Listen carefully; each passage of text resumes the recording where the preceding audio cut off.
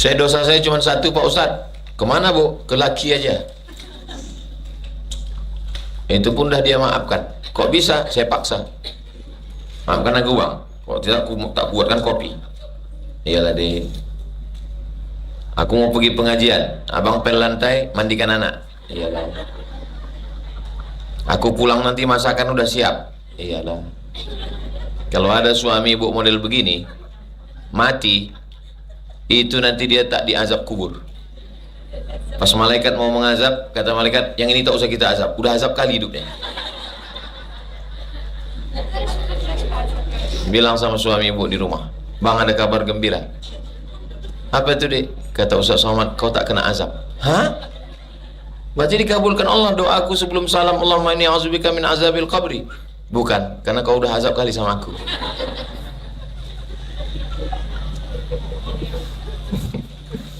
Ketawa pula santri. Takut pula saya orang ini memperlakukan laki macam ini. Bang, mandikan anak. Aku hafal Quran, kau hafal juz amma.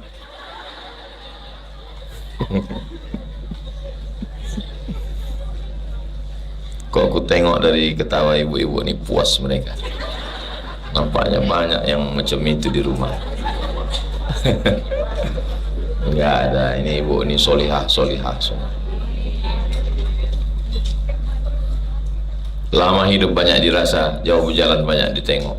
Lama jadi ustadz banyak yang curhat.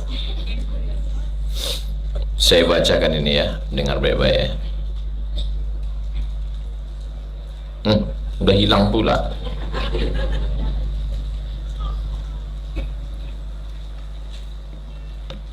Saya Pak Ustadz, datang orang ke rumah kayu, tak pernah dikasih belanja, tak pernah peduli, tak pernah memuji saya, tak pernah merayu saya. Dibanding-bandingkannya saya sama mantan-mantan pacarnya di SMA dulu. Setiap kali dia bercakap naik asam lambungku Pak Ustadz. Disitulah saya punya doa supaya saya tak punya anak perempuan, tapi santri-santri ini anak-anak saya, supaya mereka dapat suami yang baik-baik. Untuk apalah dapat klien kaya, rumahnya besar, duitnya banyak, tapi membuat makan hati berulang jantung. Aku dulu Pak Ustadz sebelum nikah sehat aku Pak Ustadz, tapi setelah nikah nih tengok Ustadz lah macam lidi badanku. Begitulah penderitaan perempuan-perempuan. Mudah-mudahan suami ibu baik-baik semua. Yang jahat-jahat cepat mati. Jangan diaminkan. Wah, nikmat dia nanti. Allahumma salli ala sayyidina Muhammad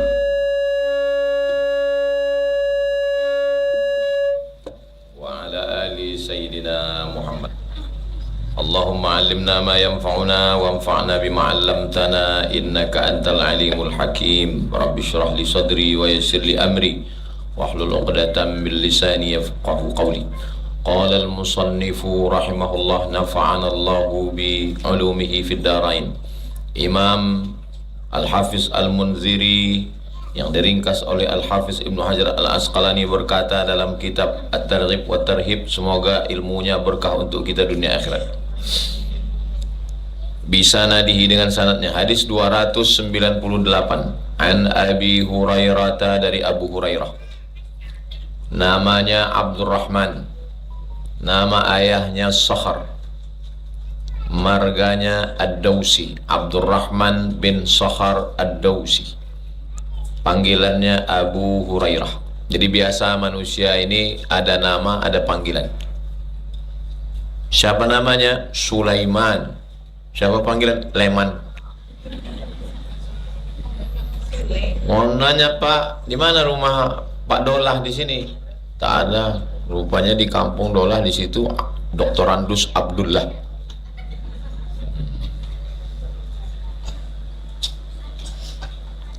Orang Melayu banyak namanya Ahmad Muhammad, Ahmad Muhammad, Ahmad Muhammad. Mat panjang, mat pendek, mat jauh. Jadi itu memang sudah biasa. Di Arab pun juga begitu.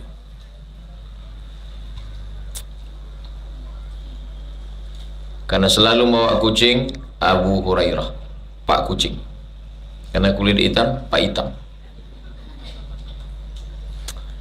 Qala Rasulullah SAW bersabda, apa kata Nabi?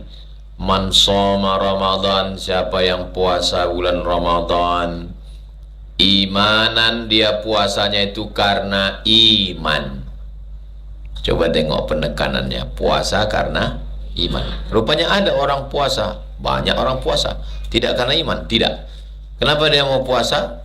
Biar supaya dapat babi ngepet. Kalau mau mendapat perempuan, pelet. Kalau sakit hati, santet. Kalau mau kaya, babi ngepet. Macam mana supaya jin, hantu, setan itu masuk ke badan? Badan kita harus lemah. Karena kalau badan kita kuat gini, nggak mau dia. Maka dilemahkan, udah nggak makan, udah mau mati, ya masuk dia. Bukan puasa itu yang dimaksud. Karena puasanya mesti imanan. Puasa yang berdasarkan iman. Makanya yang diundang dalam Al-Quran itu, ya ayyuhalladzina amanu kutiba alaikumus syiyam. Bukan ya ayyuhan nas. Bukan ya ayyuhal mu'minun. Bukan ya ayyuhal kampariyun. Ya ayyuhal minangkabawiyun. Ya ayyuhalladzina amanu. Ada rupanya orang tak makan, tak minum bukan karena iman. Ada. Ibu nggak makan, diet karbo. Kok tadi kulihat tengok makan nasi goreng, diet karbohidrat. Iya, nasi itu karbohidrat lah, tepung karbohidrat. Ini karbon dioksida. Duduklah kami. Ini orang ini diet-diet semua. Bapak udah berapa lama nggak makan nasi? Saya udah 6 bulan Pak Ustaz. Kau? Saya udah 2 tahun Pak Ustaz. Ustaz? Saya udah 3, saya bilang. 3 tahun Pak Ustaz? 3 jam saya bilang. Saya makan tak pernah saya tahan. Nasi ada, makan. Nasi lemak, nasi minyak, nasi biryani, nasi mandi, nasi uduk, ayam, daging, kepiting, udang. Sehat sampai sekarang. Kalau lah gara-gara makanan itu mati, udah lama saya mati. Makanlah saya sama saudara-saudara saya. Saya tengok orang itu tak ada makan ayam, tak ada makan udang. Saya bilang kita dulu kecil payah betul menengok udang ini. Sekarang udang ini besar, kenapa tak kalian makan? Kolesterol, hantam, bantai, saya bilang. Kenapa tak makan ayam? Pantang. Dulu susah makan ayam. 2 gendangnya. Kalau tak ayam itu sakit, kita sakit. Bukan macam zaman sekarang mudah ayam. Ibu-ibu yang udah agak tua, betul tuh. Yang sekarang mudah-mudahan ini banyak ayam. Zaman dulu orang mau makan ayam tuh menunggu 2 gendang ya. Kalau tak kita sakit, ayam tuh sakit. Baru makan ayam. Kan macam kalian sekarang. Betul kata ibu-ibu. Sakit ayam tuh digilingkan kunyit. Gilingkan kunyit, dituangkan air kunyit itu ke mulut ayam tuh. Hampir makan ayam. Sehat ayam tuh. Tak jadi makan ayam. Nah sekarang sudah banyak ayam, dilarang pula makan ayam. La ilaha illallah. Makanan itu yang tak boleh itu banyak. Itu yang tak boleh.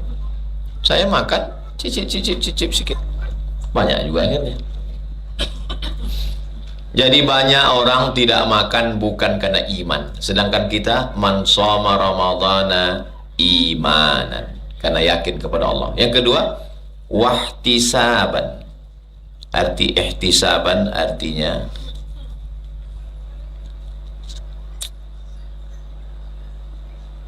hanya mengharapkan balasan pahalanya dari Allah. Tak ada mengharapkan yang lain. Kalau dengan puasa itu dia jadi kurus, bonus. Kalau dengan puasa itu dia jadi sehat, bonus. Jangan ditambah niatnya. Nawaitu shoma qadin ada ifati syahri Ramadan hadisanati diet lillahi ta'ala. Bonus. Sekarang kita sudah masuk pada bulan Rajab. Ibadah yang paling afdal di bulan Rajab, puasa. Berapa hari Pak Ustaz? 3 hari bagus. 13, 14, 15. Saya sanggup lebih banyak 8 hari, Senin Kamis, Senin Kamis, Senin Kamis, Senin Kamis. Saya sanggup lebih banyak 15 hari, 1, 3, 5, 7, 9, 11, 13, 17, 15, 17, 19, 21, 23, 25, 27, 29. Saya sanggup lebih banyak lagi, sebulan full. Ada orang melakukannya. Saya pernah puasa 3 bulan, Rajab, Sya'ban, Ramadan, 3 bulan full. Kapan itu? Pas Covid. Saya tinggal di Parit Indah, Ruko 2019. Puasa, makan pun saya, rumah makan tutup. Bini tak ada. Masak tak ada, sendiri. Bagus saya puasa. Sekali beli nasi bungkus, jam 5 titip orang beli. Itu makan buka, itu makan sahur. Makan setengah, simpan. 3 bulan. Memang makbul doa 3 bulan. Itu dapat Ustazah Fatimah. Mudah-mudahan dia nonton sekarang. Imanan wahtisaban, hanya mengharapkan balasan dari Allah, tak ada yang lain. Siapa yang puasa begitu, ghufira lahu ma taqaddama min dzambih, diampunkan Allah dosa-dosanya yang lalu. Siapalah di antara kita ini yang tak berdosa? Mana ada? Aku dosa mulut tak ada, Pak Ustaz. Dosa mulut tak ada, dosa hati. Nengok kawan putih, mahal skincare-nya ini. Nengok kawan hitam, gagal deh. Nengok kawan kurus, menderita kali dia nikah sama lagi. Nengok kawan gemuk, kuat kali dia makan. Bisa rupanya kita lawan nanti kita. Mulut bisa didiamkan, tangan bisa didiamkan, mata bisa didiamkan, telinga bisa didiamkan, tapi pikiran, makanya yang mendiamkan pikiran itu adalah zikir. Tengok macam astagfirullah, astagfirullah. Kau ni kenapa asyik istighfar sikit-sikit? Gara-gara kau lah aku istighfar. Astagfirullah. Ghufira lahu ma taqaddama min dzambi. Nabi Adam alaihissalam, atuk kita, nenek kita, apa kata Allah? La taqraba hadhihi syajarah, jangan kau dekati pokok kuldi ini. Fa'azallahuma syaitan, digoda syaitan. Akhirnya dia berdoa. Inilah doa yang paling tua, selalu kita baca setiap selesai salat. Rabbana zalamna anfusana wa illam taghfir lana wa tarhamna lanakunanna minal khasirin. Doa untuk emak ayah gitu juga. Rabbighfirli wali walidayya. Doa untuk orang mati gitu juga. Allahumma ighfir lahu warhamhu. Doa untuk diri sendiri begitu juga. Rabbighfirli, minta ampun. Kita kalau merasa diri kita ini kotor, kita tak sanggup menerima tamu. Coba ibu tak mandi 3 hari. Coba datang tamu, pasti ibu demam misalnya. Kata dokter tak boleh kena air. Ibu jangan kena air. Kalau kena mati. Takut mandi. Manusia ini lebih parah daripada pokok kayu. Pokok kayu, kayu gaharu, dicincang, dipotong, dibakar, wangi harum semerbak. Minyak wangi diambil dari kijang. Datang orang Malaysia ngasih saya minyak wangi. Ustaz, ini minyak wangi dari kijang. Dioleskan di sini, cium sini, tembus. Tak pernah saya pakai, saya simpan. Soalnya kalau saya bawa diminta jamaah, minta sikit puasa. Simpan. Kasih orang botol kayu gaharu, diperas. Ustadz, ini harganya $1.000, 15 juta. Saya simpan. Nah kalau saya bawa, minta orang itu sikit, meleleh air mata kita. Pokok kayu wangi, kijang wangi, ada minyak wangi ambar. Ambar itu dari muntahan ikan paus, wangi juga. Manusia ini dari ujung rambut sampai ujung kaki tak ada yang wangi. Kalau tak percaya, pagi sampai sore tak mandi, korek-korek gerak kepala, cium. Macam mana lah nenek moyang kita dulu sebelum ada sabun? Dibelah limau purut, limau nipis, diambil daun, segala daun, dengan apa yang hijau-hijau wangi, pandan, dimasukkan ke dalam pasu tanah liat, dimasak, dimandikan, digosokkan ke badan petang hari raya, namanya petang belimau. Kenapa mesti pakai limau? Karena limau itulah yang kalau digosokkan ke kulit menghilangkan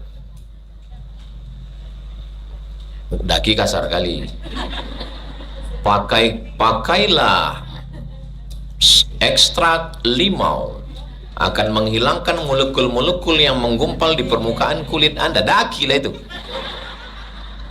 Payah kali dia mau bilang daki. Molekul-molekul yang menggumpal di atas permukaan kulit Anda, sel-sel kulit mati, daki. Apa ya payah. Banyak orang ini memoles-moles kata, tapi ujungnya bau juga. Tak ada manusia yang wangi.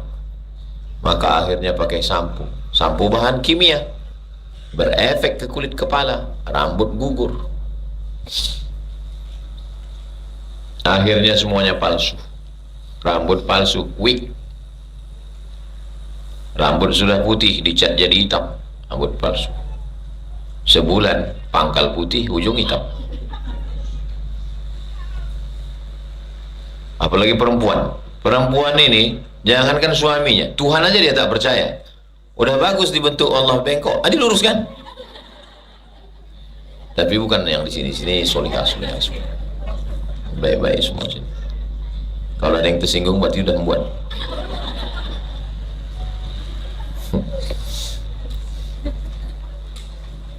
Jadi dosa kita ini banyak, diampunkan Allah Ta'ala dengan berpuasa. Maka ibu, bulan Rajab ini bagus puasa.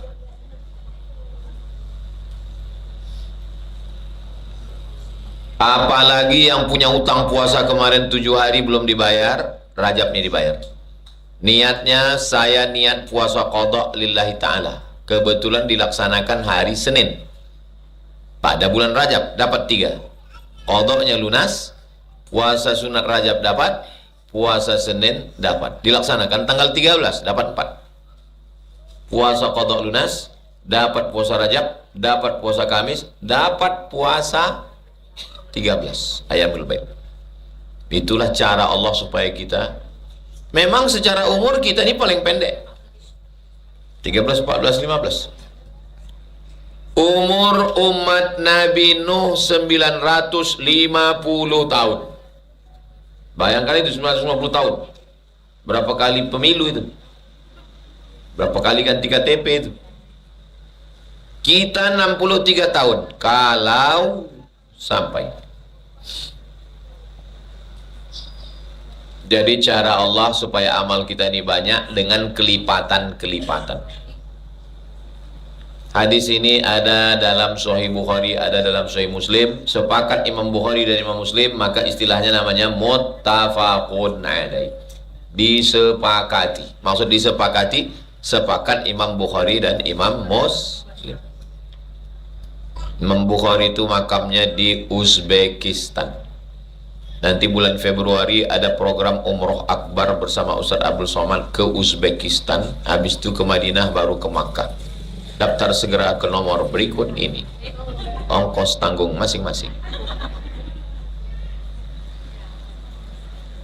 Wa fi riwayatin, dalam riwayat lain, lin Nasa'i, Imam Nasa'i meriwayatkan dalam kitab Sunan An-Nasa'i, an Qutaibah, dari Imam Qutaibah, an Sufyan, dari Imam Sufyan. Wa ma ta'akhkhara, dosa yang lalu, dosa yang sekarang, dan dosa yang akan datang diampunkan Allah. Qala al-musannifu, Imam penulis kitab ini berkata, tafarrada biha Qutaibah, tapi riwayat ini hanya tunggal Imam Qutaibah saja, yang lain tak ada meriwayatkan.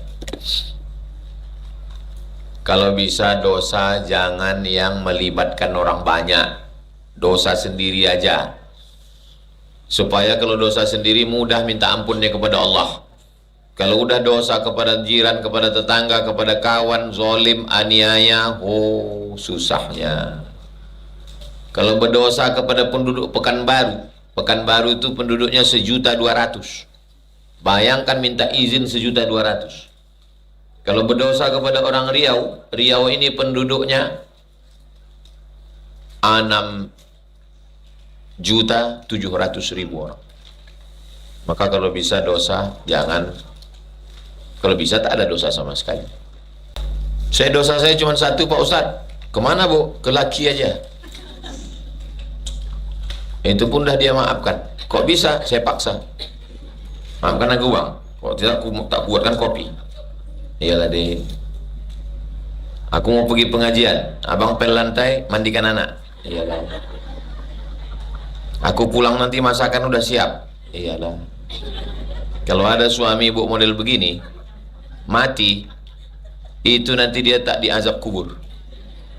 Pas malaikat mau mengazab, kata malaikat, yang ini tak usah kita azab. Udah azab kali hidupnya. Bilang sama suami ibu di rumah, bang ada kabar gembira. Apa itu dek? Kata Ustaz Somad, kau tak kena azab. Hah? Berarti dikabulkan Allah doaku sebelum salam, Allahumma inni a'udzubika min azabil qabri. Bukan, karena kau udah azab kali sama aku.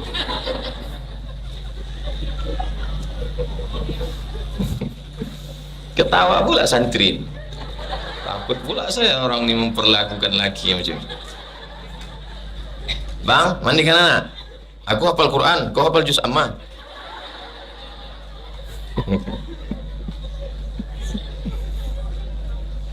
Kok aku tengok dari ketawa ibu-ibu ini puas mereka. Nampaknya banyak yang macam itu di rumah. Enggak ada, ini ibu ini solihah semua. Lama hidup banyak dirasa, jauh berjalan banyak ditengok. Lama jadi ustadz banyak yang curhat. Saya bacakan ini ya, dengar baik-baik ya. Udah hilang pula.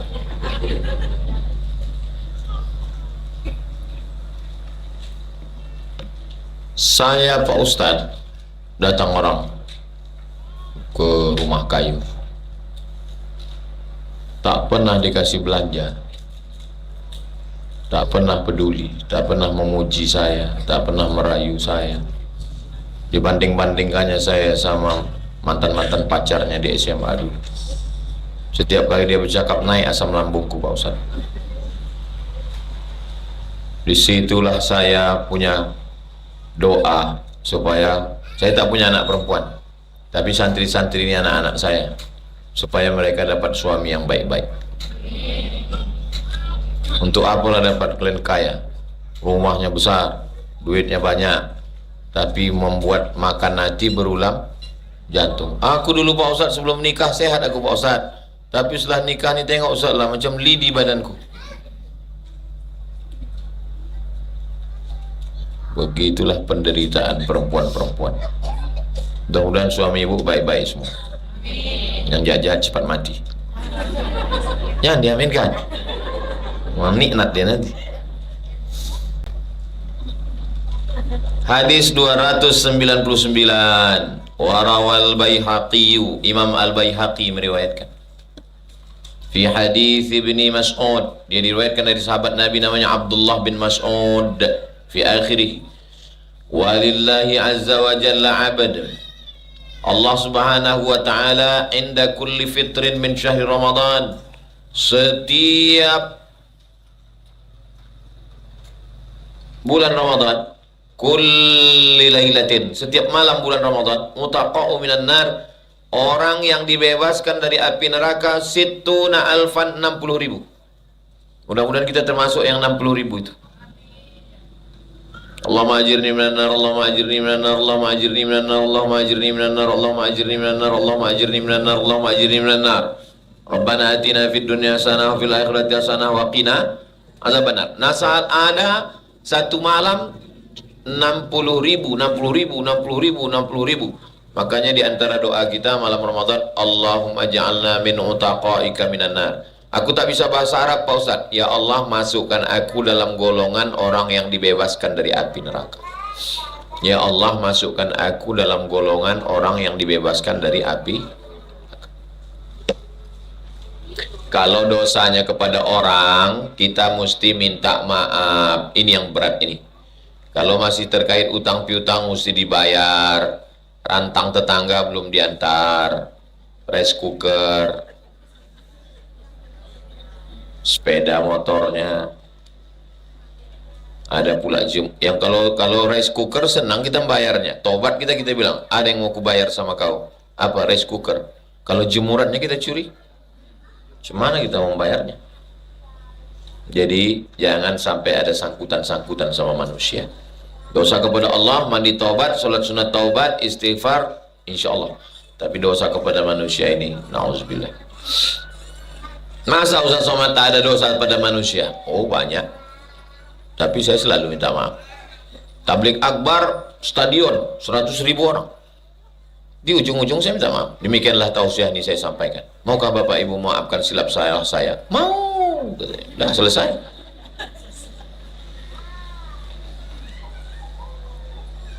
Satu kamar di pondok itu dulu 20 orang. Kamarnya sebesar inilah 20 orang. Lemari di dinding nih, nempel ke dinding. Dari triplek. Lemari. Atas buku, tengah pakaian, bawah slop, sendal.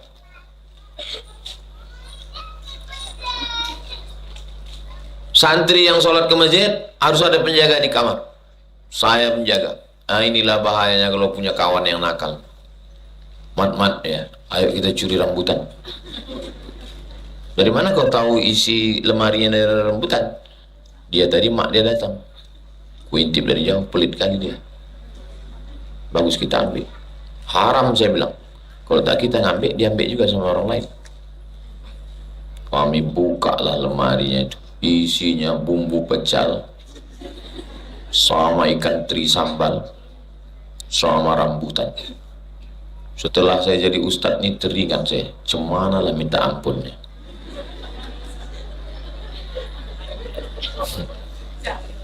Datanglah Pak Kiai, pimpinan pondok, santri 1.800. Bisa Ustaz Somad datang acara ulang tahun pondok? Siap, saya bilang.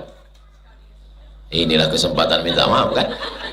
Pas kumpul orang tuh semua, maukah kalian memaafkan atas semua bumbu pecal, ikan teri dan rambutan? Maaf, kata orang tuh. Selesai. Daripada cari di padang mahsyar. Dulu sekolah di Medan ada kantin. Kawan-kawan saya setiap makan bakwan itu makan 3 bayar 1. Pisang goreng makan 2 bayar 1. Saya sekali pun tak pernah. Kenapa tak pernah? Karena setiap saya tengok emak yang jualan itu, terbayang saya almarhum emak saya. Itulah kalau ibu punya hubungan dekat dengan anak, dia tidak akan mengkhianati perempuan karena dia ingat emak. Itu saya rasakan sendiri. Asal udah terambil saya bakwan tuh, orang tuh bayar 3, bayar 1, saya tetap saya bayar. Kenapa? Terbayang yang berjualan tuh emak saya. Tapi yang rambutan tadi tak nampak mak dia. Kawan-kawan kan?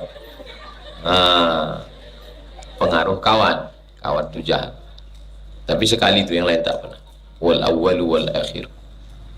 Insyaallah kalau di akhirat pun taklah sampai kita membawa rambutan sama bumbu pecal.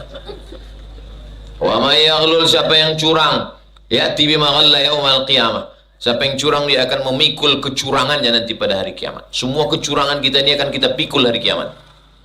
Bayangkan pejabat-pejabat, orang-orang kaya yang curang-curang itu. Mobil plat merah ganti jadi plat hitam. Rumah dinas diambil. Masih keren. Di akhirat dia mikul mobil dinas sama rumah dinas. Kita mikul bumbu pecat.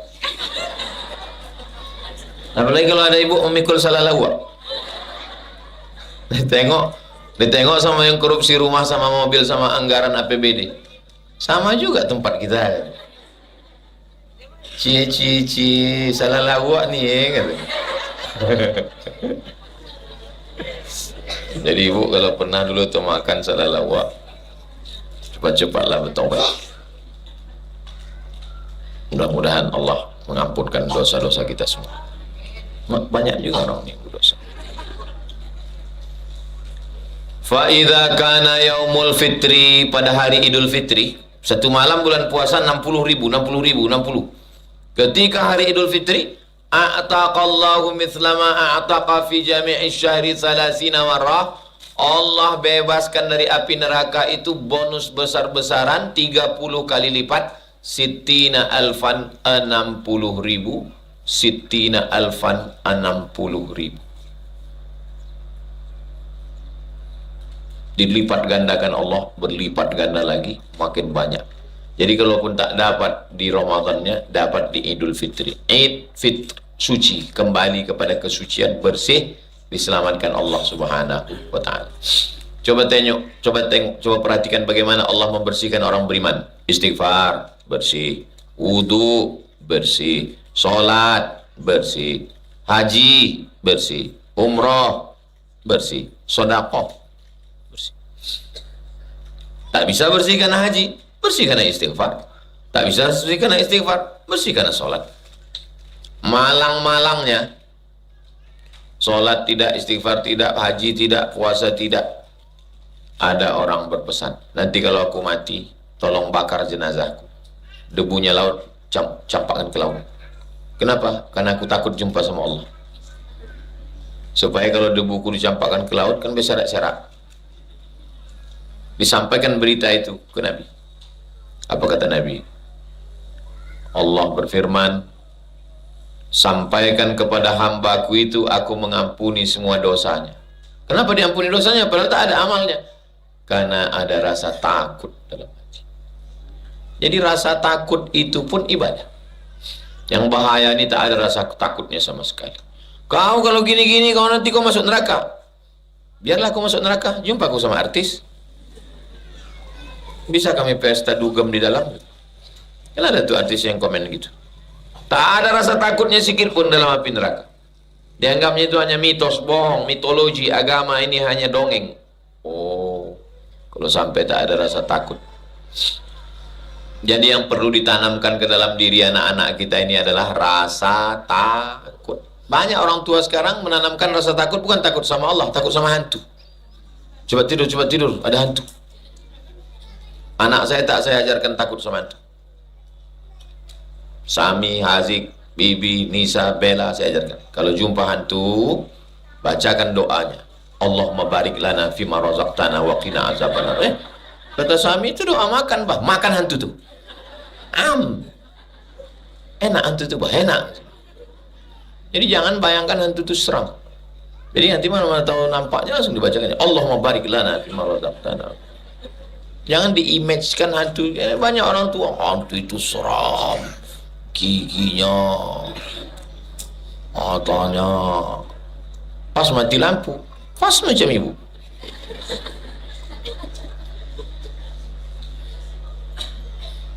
Maka jangan anak itu ditakut. Takutkanlah dalam hatinya takut sama Allah. Balik saya ke rumah, anak-anak tak apa-apa jumpa di jalan. Pas mau tidur, disusunlah barang yang dapat tadi di tempat tidur. Dari mana dapat nih? Tadi di jalan, antarkan ke tempat jalan kau dapat tadi sebelum tidur.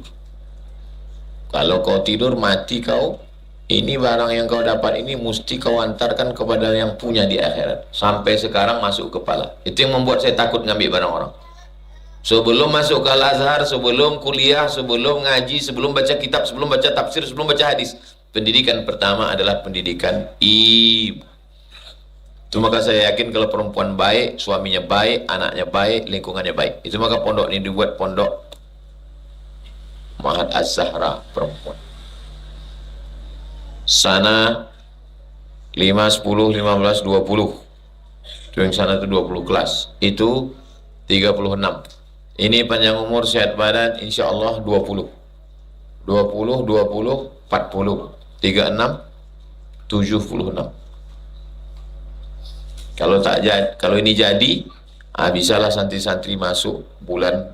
Sekarang yang mendaftar 200, yang diterima cuma 100. Kenapa? Kurang kelas, kurang tukang.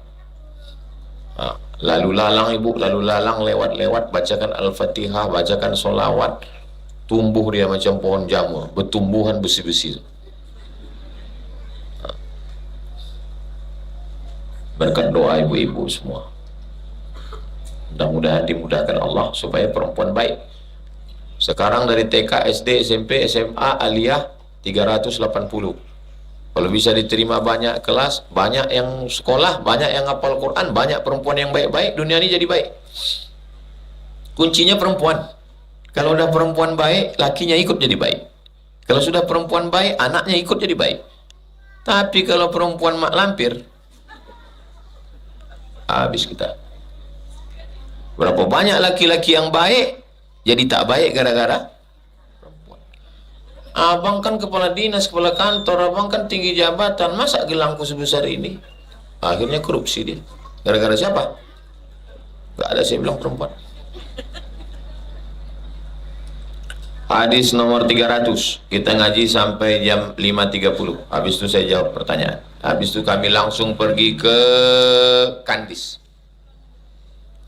Wa an Abi Hurairah, dari Abu Hurairah radhiyallahu anhu, anna Rasulullah SAW, Nabi SAW bersabda, idza jaa Ramadan, kalau bulan puasa datang, futihat abwabul jannah, dibukakan pintu surga. Wa ghulliqat abwabun nar, ditutup pintu neraka.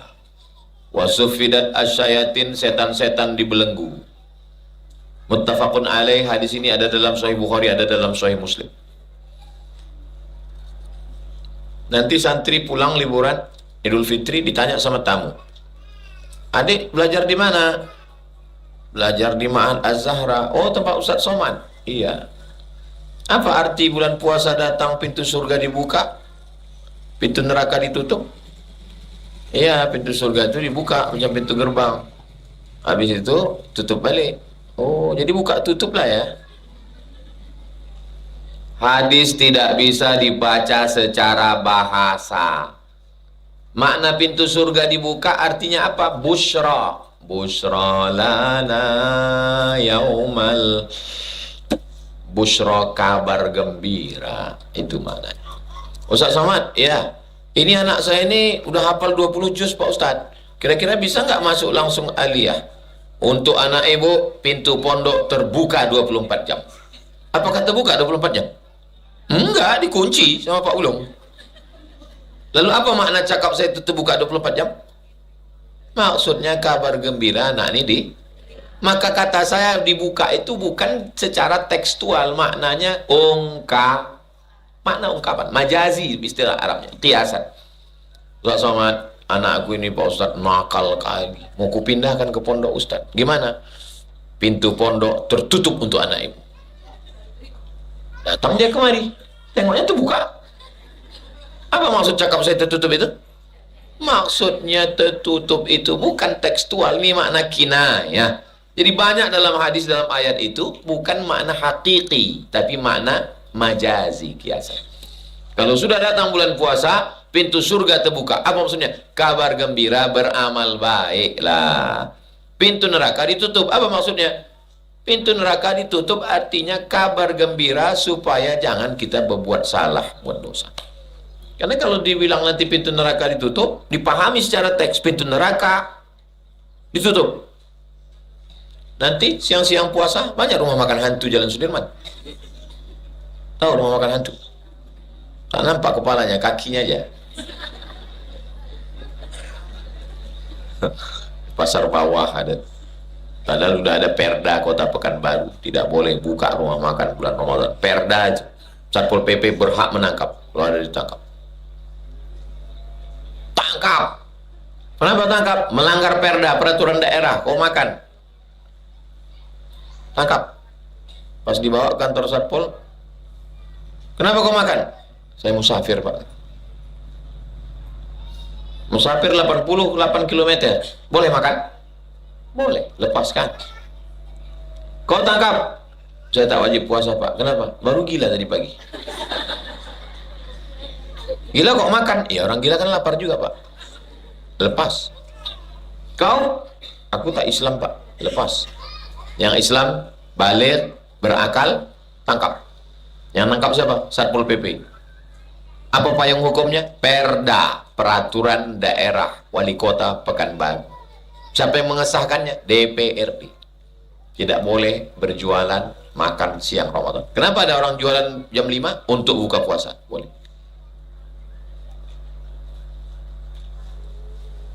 Lalu apa makna setan dibelenggu? Katanya setan dibelenggu Pak Ustadz Tapi banyak juga orang kesetanan. Makna setan dibelenggu itu begini, kata Imam Nawawi. Kenapa Ustaz pakai Imam Nawawi? Hadisnya ada dalam Sahih Muslim. Yang menjelaskan Sahih Muslim itu Imam Nawawi. Nama kitabnya Al-Minhaj Syarah Sahih Muslim Ibn Al-Hajjaj. Ada mahasiswa saya di UIN, diundang ceramah di masjid. Duduk saya di situ. Terus apa kata dia di situ? Mohon maaf jamaah sekalian, ini mulut saya terkunci sekarang nih karena ada dosen saya di sini. Pertanyaannya, apakah mulut dia terkunci? Enggak. Lalu apa makna cakap dia itu? Seakan-akan mulut saya terkunci karena ada dosen saya duduk di situ. Jadi, apakah setan itu dibelenggu? Kata Imam Nawawi, saking kuatnya iman orang yang berpuasa itu, seakan-akan setan terbelenggu. Teh manis boleh diminum atau tidak? Boleh. Teh manis boleh diminum, halal, bukan khamar. Nasi boleh dimakan? Boleh, bukan sabu-sabu. Tapi di siang Ramadan, teh tidak dia minum, nasi tak dia makan. Saking kan kuat imamnya. Capek iblis tuh ngajak, makanlah bro. Makanlah, aku udah capek kali ngoda kau udah. Makanlah. Minumlah. Sikit aja gitu. Menengok iman ibu yang kuat tadi, seakan-akan setan kalau kau nggak mau makan, kau tak mau minum, kau ceritakan aja lah aib tetangga kau sikit aja. Tidak. Kau kan udah ngisi paket. Tidak. Sikit aja. Tidak. Nanti habis buka puasa baru ku bahas. Maka saat itu seakan-akan setan terbeleng. Paham? Nanti santri balik kalau ditanya orang kampung, dek, apa arti hadis ini? Kalau Ramadan datang, futihat abwabul jannah, wa ghulliqat abwabun nar, wa suffidat asyayatin. Riwayat lain, wa sulsilat asyayatin. Pintu surga dibuka, pintu neraka ditutup. Setan-setan terbelenggu. Wah, itu sudah dijelaskan Ustaz Somad. Tontonnya sendiri di channel YouTube. Aku sebenarnya bisa jawab, tapi ini pertanyaannya mudah kali ini, jadi nggak lepel. Itu cara menutupi kepikunan kita. Sampai 5.30. Mulai tadi jam 5 kurang 15, 5.30, 45 menit kita ngaji. Habis itu tanya jawab. Apakah boleh kita menunda pernikahan hanya karena takut tidak bisa membantu orang tua dalam perekonomian? Man istata'a minkumul ba'ata, siapa di antara kamu yang sanggup menikah, falyatazawwaj, menikahlah.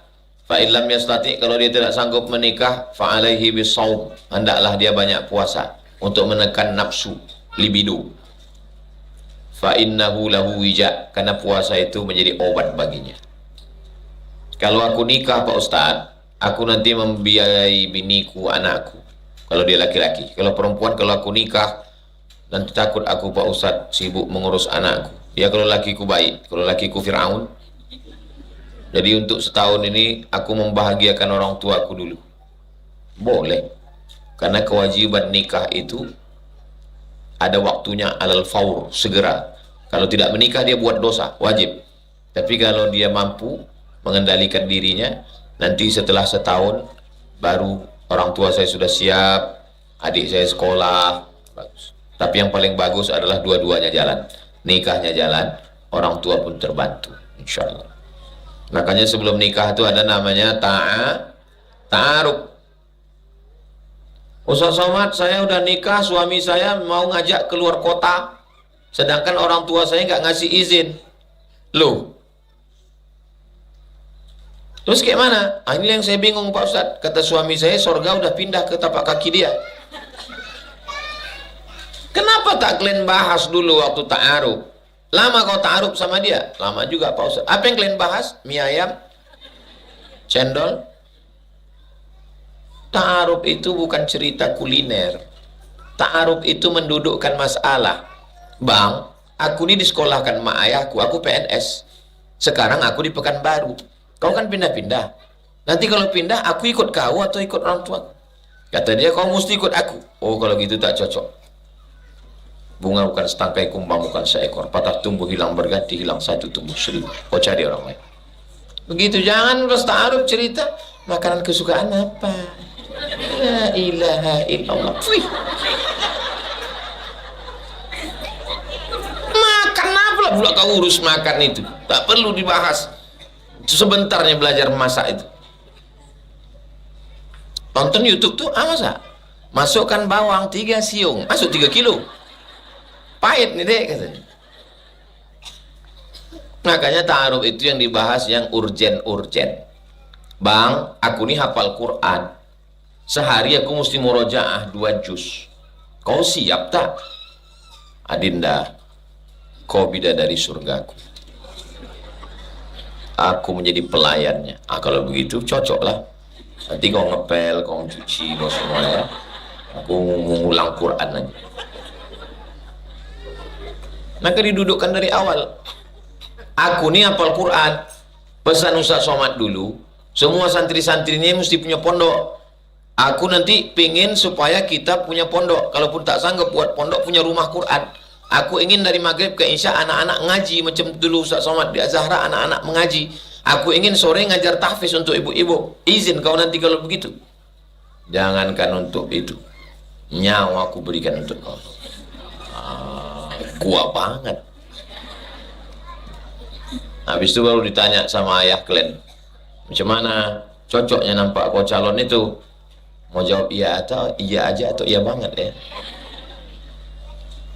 Ceritakanlah yang penting-penting. Ibu kan punya anak perempuan. Santri juga berpikir. Jangan nanti setelah nikah dibilangnya kau berhenti baca Quran, rambut kau cat 3 warna macam sarang tawon. Aku ingin lipstik kau 2 inci. Mata kau sebelah biru sebelah hijau. Hilanglah Quran kalian. Apalah gunanya belajar sampai 6 tahun, 3 tahun ngapal Quran, 1 tahun baca kitab, 1 tahun praktek, life skill. Apa guna kalian belajar lama-lama? Kalau nikah sama genderuwo. Fit and proper test. Ibu yang mau menantu 2025 ini buat tim fit and proper test, tim penguji Abdul Somad. Apa boleh menunda pernikahan hanya takut setelah menikah tidak bekerja karena ingin jadi wanita karir? Nanti setelah berumur 30, 35, 40, makanlah karir kau tuh. Pensiun umur 60, mau duduk di rumah sama laki, sama anak, sama cucu. Mau ngobrol sama siapa? Mau ngobrol sama AI. Keindahan hidup ini bukan cuma karir kerja. Silakan karir jalan, ngajar. Tapi di samping itu kalau ada laki-laki yang baik, menikahlah. Miskin dia Pak Ustadz, iyakunu fuqara yughnihimullah. Kalau dia fakir dicukupkan Allah. Bang, aku tahunya kau salah satu dari asnaf zakat yang 8. Gajiku ada sedikit, makan aku, makan kau. Aku tak minta apa-apa sama kau. Akad mahar nikah udah kusiapkan, cincinku ada. Untuk acara walimah, insya Allah sewa gedung, nanti ku mintakan izin sama Ustaz Somad di halaman Az-Zahra kita buat. Masalah kue, insya Allah jamaah sore Jumat mau orang tuh nyumbang 1 kotak. Yang penting kau setia menjaga aku sampai ke pintu surga. Apa katanya? Jangan ke pintu deh, masuk kita ke dalam bersama. Karirnya jalan, ngajarnya jalan, pegawainya jalan, nikahnya jalan, punya anak, punya cucu. Karena kita ini tua. Sekarang banyak artis-artis nikah free child, tak mau punya anak. Terus tua nanti mau sama siapa? Nikmat hidup ini bukan cuma makan, pakaian, kerja, karir, tapi juga rindu mendengar anak-anak menangis. Ibu yang selama ini risau menengok kamar macam kapal pecah, dinding penuh dengan kaligrafi. Ngamuk, yang satu digendong, yang satu ditenteng, yang satu di dalam. Sabar-sabarlah Bu, nanti sampai masanya rumah tuh rapi lagi. Kenapa? Yang satu dipinang orang Palembang, makan pek kapal selam. Yang satu dipinang orang Toba, makan sambal tuk-tuk dan ikan mas. Apa namanya itu? Banyak juga orang yang tahu. Akhirnya arsip. Habis itu kerinduan yang mendalam. Jadi jangan sampai tak mau menikah. Ini banyak orang tak mau menikah. Kau kenapa tak mau menikah? Untuk apa menikah Pak Ustaz? Laki itu buat semak-semak kelambu aja. Kau pikir dia rumput jalang? Paling tidak nanti tua ada kawan ngobrol. Jangan sampai macam orang barat di hari tua berkawan sama anjing herder. Apa kabar kawan anjing? Bukuk. Gimana lah mau bahagia? Hah? Malaikat tak masuk.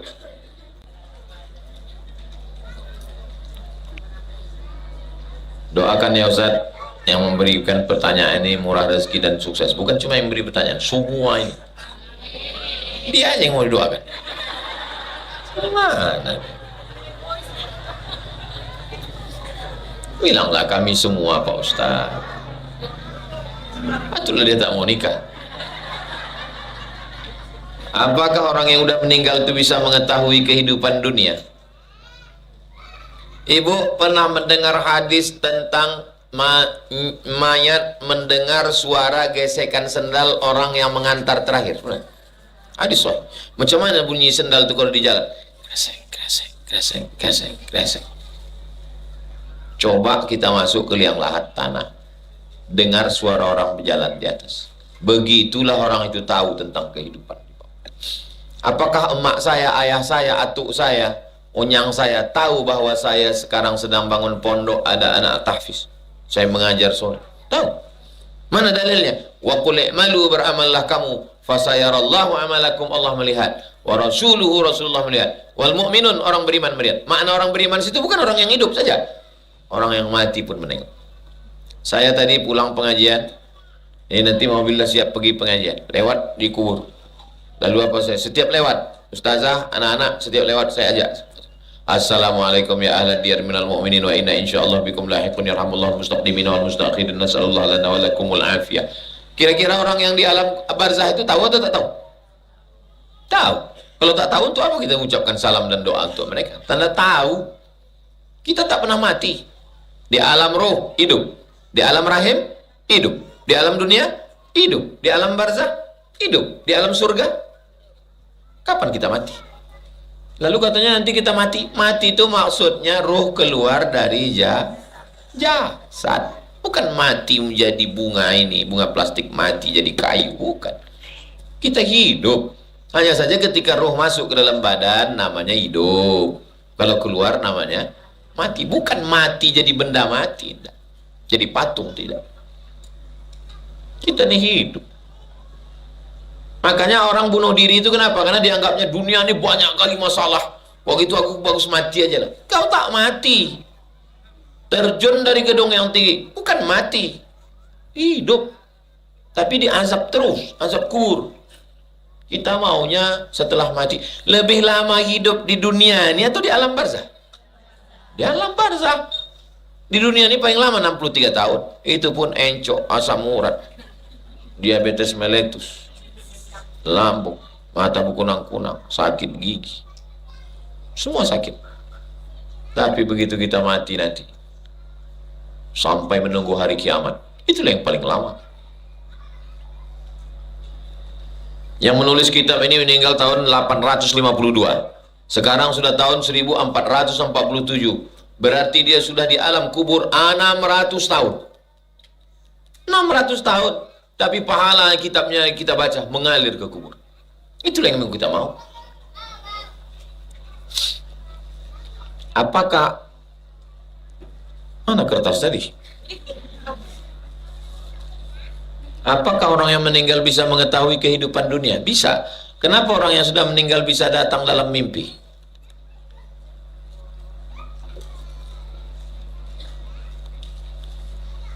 Ini badan ibu. Ini ruh orang di alam arwah. Waktu tidur ruh itu keluar. Bismika Allahumma ahya wa amut. Amut itu mati. keluar rohnya, jumpa di alam roh sama orang-orang mati. Waktu itulah dia mimpi, cuman tak bisa di request, tak bisa sebelum tidur, mau jumpa siapa ya, tak bisa.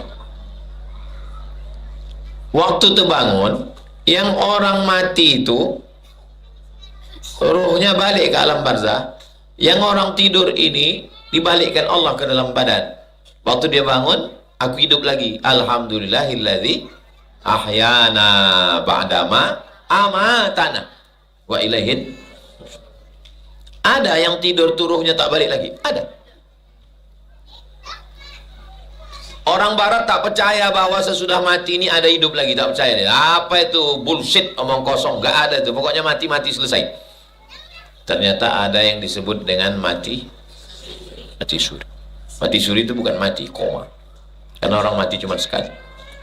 Jadi orang barat yang tak percaya ini dikumpulkannya semua yang mati suri 100 orang. Setelah dikumpul, kasih kertas, suruh cerita. Ternyata semua ceritanya sama. Apa ceritanya?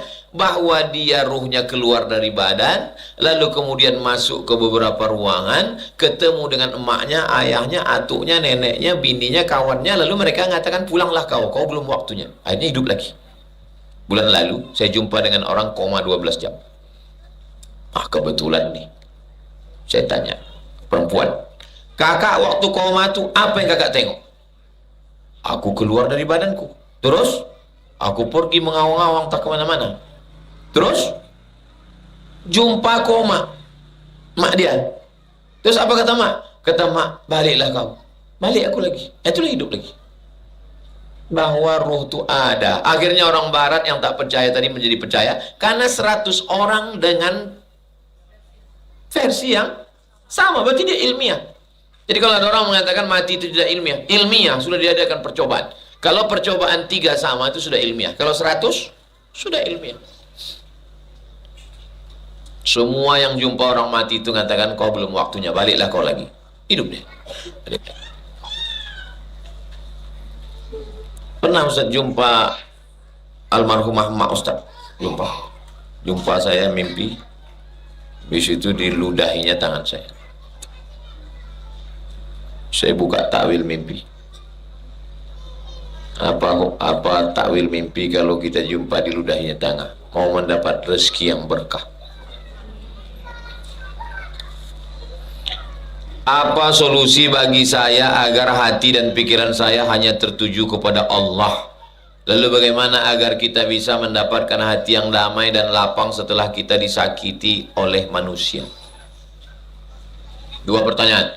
Apa cara supaya hati kita tertuju kepada Allah? Ambil tasbih yang 100, berzikirlah. Zikirnya apa Pak Ustaz? La ilaha illallah, la ilaha illallah, la ilaha illallah, la ilaha illallah, la ilaha illallah, la ilaha illallah.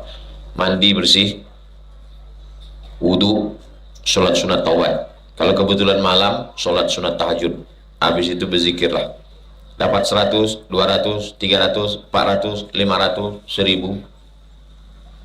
Mulut menyebut, hati mengingat, pikiran fokus. 3. Mulut menyebut, hati mengingat, pikiran fokus. Pejam mata. La ilaha illallah, la ilaha illallah, la ilaha illallah. Kalau sudah terbiasa, sambil nyetir pun la ilaha illallah, sambil bawa motor pun la ilaha illallah. Saya diajak orang Moge reading, ride to born, born to ride to Jannah. Ustaz, kita naik motor kemana? Ke Harau. Jauh juga tuh. Ustaz, nanti naik motor dari pondok, habis itu naik mobil. Nanti udah mau dekat-dekat Harau, kami syuting lagi untuk konten aja. Oh, kok pikir nih Ustaz kaleng-kaleng. Saya bawa motor tuh dari sini sampai ke Harau. Jadi selama di motor tuh apa yang Ustaz ingat? Zikir. La ilaha illallah. Makin laju dia makin kencang zikir. Supaya apa? Kalau mati kita mati dalam la ilaha illallah. Ya, putus zikir. Asal lupa zikir balik. Tapi yang gara-gara ini ibu besok tak mau ngobrol, balik dari sini tanya suaminya, "Cemana pengajian Ustaz Somad tadi?" La ilaha illallah. Ngobrol tetap. Kan berarti tak zikir. Ngobrol biasa. Kalau pas sedang ngobrol zikirnya di sini. Pas sedang sendirian zikirnya la ilaha illallah, la ilaha illallah, la ilaha illallah. Bagaimana supaya hati ini damai? Ala bidzikrillahi tatmainnul qulub. Dengan banyak berzikir hati menjadi tenang. Karena kalau tak berzikir, pikiran ini bercabang-cabang. Ditengok pula besi, kapanlah kelas ini selesai. Ditengok masjid, kapanlah masjid ini selesai. Ditengok paping blok, kapanlah paping ini sampai. Ditengok santri, kapanlah orang ini hafalannya selesai, bisa dia baca kitab macam mana nanti kalau tamat. Oh, bercabang-cabang. Kalau dipikirkan ini semua, meletuplah, pam, pecah pembuluh darah, stroke. Tak saya pikirkan, saya jalani aja semua. Ini masjid, ini tanah kosong, mau dibeli tak mau, digarap tidak, semak, biawak, hantu, harimau, gajah pun bisa bersembunyi di situ. Belakang semak, depan ini pula semak. Itu kalau saya pikirkan itu naik emosi saya. Gimana caranya? Setiap lalu di situ saya baca Al-Fatihah, saya baca selawat. Ya Allah, kasihlah jalan. Al-Fatihah. Bismillahirrahmanirrahim. Allahumma sholli ala, kasihlah jalan. Hidup ini kalau semua dipikirkan, letup kepala kita. Pikirkan sedikit.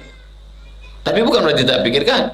Jangan pula balik dari sini tak masak, tak betanak, anak tak diurus, balik tanya lagi, tak kau mandikan anak, tak usah kita pikirkan bang. Serahkan aja sama Allah semua. Kan begitu maksud saya. Tetap kita lakukan, tapi jangan sampai depres utang. Ibu kalau terlalu berpikir, naik asam lambung. Kalau terlalu berpikir, bertambah kerut muka. Kalau terlalu berpikir, naik gula darah. Kalau terlalu berpikir, naik kolesterol. Kalau terlalu berpikir, naik darah tinggi.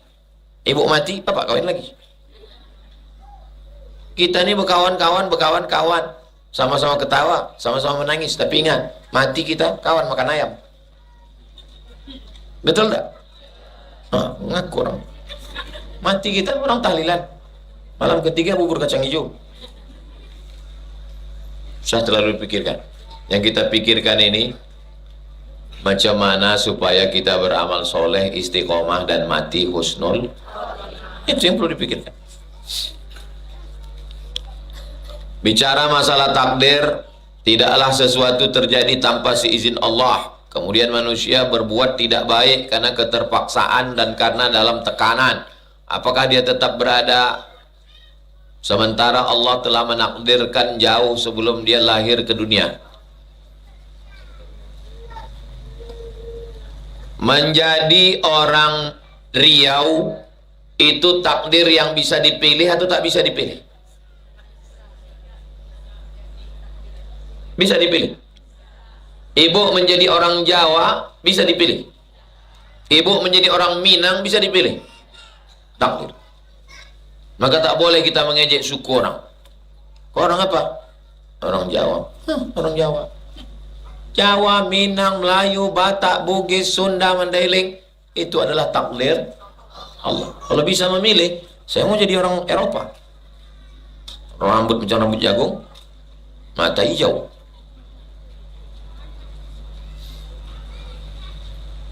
Tapi saya mau minum teh atau minum air putih, bisa milih atau tidak?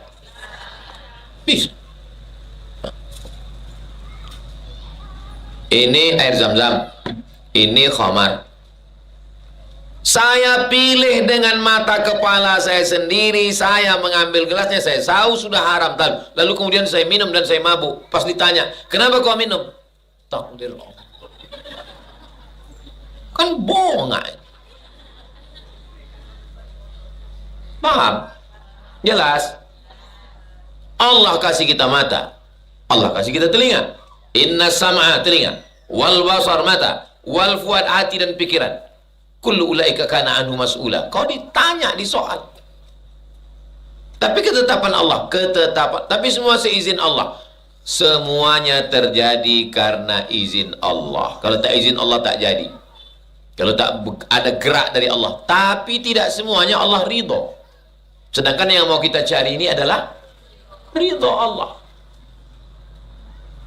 Paham tak paham? Jelas. Ibu tadi mau kemari. Pilihan ada dua. Acara gosip internasional membahas semua siapa artis yang sudah mati, siapa artis yang segala macam, atau membaca Yasin. Ibu punya dua pilihan. Lalu ibu tahu kalau aku gosip pahalaku hilang, kalau aku pergi ngaji aku insya Allah baik. Lalu ibu langkahkan kaki bismillahirrahmanirrahim, la haula wala quwata illa billah. Hidup ini dikasih Allah kita untuk memilih. Fa'alhamaha fujuraha wa taqwaha.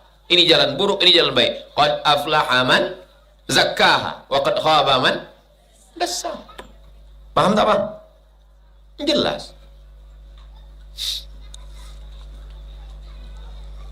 Kondisi nenek saya saat ini kritis. Badannya banyak berlubang hingga sisa tulang. Terjadi setelah dipegang oleh dukun yang didatangkan oleh anak-anak. Apa yang harus kami lakukan sebagai keluarga? Pertama, diambil daun bidara, ditumbuk pakai batu gilingan, masukkan ke dalam air, masukkan ke dalam ember, dibacakan Al-Fatihah, Qul huwallah 3 kali, Al-Falaq sekali, An-Nas sekali, pangkal Al-Baqarah sampai wa ulaika humul muflihun, ayat kursi, ujung Al-Baqarah lillahi ma fis samawati, habis itu la ilaha illallah 40 kali, 100 kali, habis itu selawat Allahumma sholli ala sayyidina Muhammad wa ala ali sayyidina Muhammad. Hembuskan ke air itu, banyak membacanya, ramai-ramai, bagus. Habis itu disaring air itu, kalau bisa mandi-mandi, kalau tak bisa dilapkan ke badannya, ke kepalanya, ke tangannya, kakinya, minumkan untuk menghilangkan gangguan-gangguan jin, hantu, setan. Habis itu dibacakan MP3, kalau ada yang sanggup membacakan Yasin, membacakan Al-Baqarah. Kalau tak ada yang sanggup, MP3 murattal, pilihkan surat Al-Baqarah. Surat Al-Baqarah mengusir hantu setan, 2 juz 4 lembar. Itu cara membersihkan dia dari segala macam sihir-sihir. Mudah-mudahan anak cucu kita tak percaya pada dukun. Minta doanya Ustaz agar dikuatkan, diberikan kemudahan. Nanti di akhir majelis sama-sama kita berdoa insyaallah. Kertas terakhir. Apakah berdosa seorang istri masih mau kerja tapi suami melarang karena anak yang harus dititipkan kepada orang lain? Perempuan mau kerja ini, apakah mau cari kaya atau cari makan? Kalau dia mau cari makan, membantu suami, bang gaji kau kurang, jadi aku mesti kerja, maka kewajiban mengasih makan, pakaian, tempat tinggal, pendidikan, dan perhatian. 5. Makan, pakai, tempat tinggal, pendidikan, perhatian adalah tanggung jawab suami. Tapi suami tak sanggup, istri mau menolong, maka suami mengatakan, terima kasih kau sudah mau menolong aku. Anak kita macam mana? Kita titipkan, tapi titip ini bayar. Ada yang gratis, siapa? Mak kau lah. Mak tolong ya, aku kerjanya pagi dari jam 8 sampai jam 4 sore. Sudahlah kalian susah menjaga aku, sekarang menjaga anakku pula lagi. Tapi cemana lah.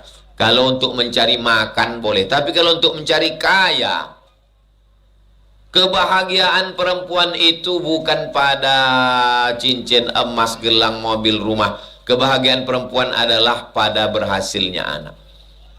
Suami kerja, istri kerja, anak pendidikan tak betul, sibuk main handphone, nonton TV, hancur investasi anak, tak terbayar dengan gaji kantor itu. Gaji sebulan berapa? 3 juta, uang sipak, uang tunjang, uang sundul, uang sikut. Akhirnya dapatlah 10. Anak masuk BNN, Badan Narkotika Nasional. Malunya lagi, sekolahnya gagal, terjual rumah, tergadai mobil untuk membiayai anak kena narkoba. Gara-gara siapa? Belum lagi pagi jam 7 sudah berangkat, masuk kantor jam 8, 9, 10, 11, 12, 1, 2, 3, 4, pulang jam 5. Macet lagi di Panam, sampai ke rumah jam 6, 6.30 maghrib. Habis itu mandi, bersih, isya. Tinggal sama laki 2 jam. Jam 8 baru bisa duduk, 9, 10. Sama laki orang 10 jam. Sama laki di rumah 2 jam. Itu pun ditambah scroll.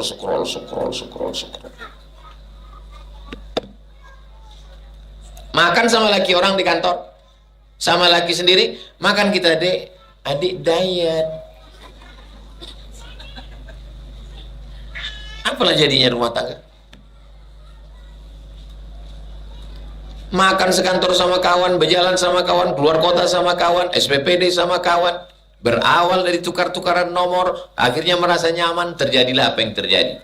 Kalau aku tengok akrab kali sama dia, udah macam abangku, dia udah macam adekku, dia macam pakcikku, dia udah macam, berawal dari macam, berakhir dengan macam-macam. Waspadalah. Apa yang mau dicariin? Mudah-mudahan keluarga kita, bapak ibu semua sakinah mawaddah warahmah. Ala hadhihi niyyah, untuk niat yang baik-baik ini. Al-Fatihah. A'udzubillahi minasyaitonirrajim. Bismillahirrahmanirrahim. Alhamdulillahirabbil alamin, arrahmanirrahim, maliki yaumiddin. Iyyaka na'budu wa iyyaka nasta'in. Ihdinas siratal mustaqim, siratal ladzina an'amta 'alaihim ghairil maghdubi 'alaihim waladdallin. Amin. Bismillahirrahmanirrahim, dengan nama Allah yang Maha menyehatkan. Bismillahirrahmanirrahim, dengan nama Allah yang Maha mencukupkan. Bismillahirrahmanirrahim, dengan nama Allah yang memberikan kebaikan. Isfi mardana, sembuhkanlah saudara kami yang kau uji dengan penyakit. Syifaan ajilan, kesembuhan yang segera. Wa'idzukum bi kalimatillahi tammati min kulli syaitani wa hamma min kulli 'ainil lamma. Aku mohon kepada Engkau ya Allah, lindungilah semua jamaah dari segala gangguan zahir dan batin perbuatan maksiat. Ya Dzal Jalali wal Ikram, Engkau pemilik kemuliaan, akrimna wa la tuhinna. Anzilis sakinata fi qulubina, tanamkan ketenangan dalam hati kami. La sahla illa ma ja'altahu sahla wa anta taj'alul hazana idza syi'ta sahla. Mudahkan segala urusan kami, urusan dunia dan urusan akhirat. Ya qadiyal hajat, Engkau yang menunaikan hajat. Ya rafi'ad darajat, Engkau yang mengangkat derajat. Ya man qada amran innama yaqulu lahu kun fayakun. Hasbunallahu wa ni'mal wakil, ni'mal maula wa ni'man nasir. Wala haula wala quwwata illa billahil aliyyil azim. Rabbana hab lana minas salihin, jadikan anak kami anak-anak yang soleh dan solehah. Rabbana hab lana min ladunka dzurriyyatan thayyibah, jadikan keturunan kami keturunan yang baik-baik. Allahumma ja'al talibati ma'had az-Zahra minal afifat wal zahidat wal alimat wal hafizat wal mufassirat wal muhaddithat. Jadikanlah para santri-santri anak-anak kami menjadi para penghafal Quran, ahli tafsir, ahli qiraat, ahli tafsir, ahli hadis, ahli fikih, usul fikih, bahasa Arab, bisa baca kitab. Allahumma faqihhunna fid din wa 'allimhunna at-ta'wil warzuqhunna fahmal mursalin waftahhunna futuhal arifin bihaqqi sayyidil awwalin wal akhirin. Wa sallallahu ala sayyidina Muhammad wa ala alihi wasallam. Walhamdulillahirabbil alamin. Taqabbalallahu minkum.